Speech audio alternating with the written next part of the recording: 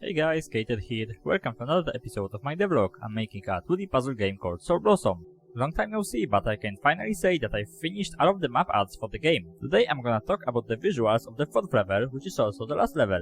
The last level of Soul Blossom takes place inside the Bug's castle. If you watch closely, you could have seen it in the background of the 2nd level. So my concept of the inside was to make it very even, with perfectly spherical rooms and cylindrical corridors.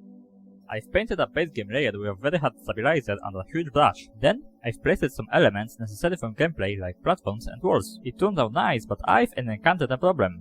How to make rooms perfectly spherical while placed in a different depths. So, instead of struggling with painting it evenly on the background layers, I've decided to do what every programmer would do in my place. I've generated it automatically.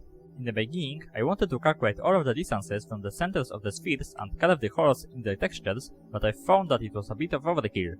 My second and partially final idea was to place a few corridors inside the map, cast a plane in different depths, and carve a hole on a collision. So I've written a basic script that does exactly that.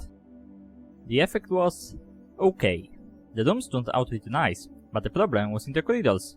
At first, I tried to paint them manually based just on the size, but I was struggling a lot with it.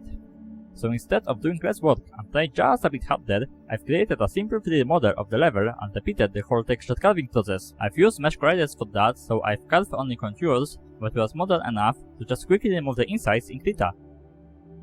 And thus, the sprites of the background were completed. The next step was to make it more ant-like. I asked my personal graphic for help and she showed me a magic tool in Keyiter that generates this cool effect. So I've placed it in the shaded as a texture of the sprite, played a bit with a tiling and opacity, and tada!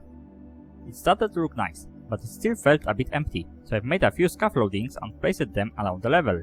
They should really remove the emptiness, but it was not enough. It was not as eye-candy as the previous levels. I wanted to upgrade it even more. And what is the best way to make something look better? Light! So I've made it a bit darker and added torches. More torches. A lot of torches!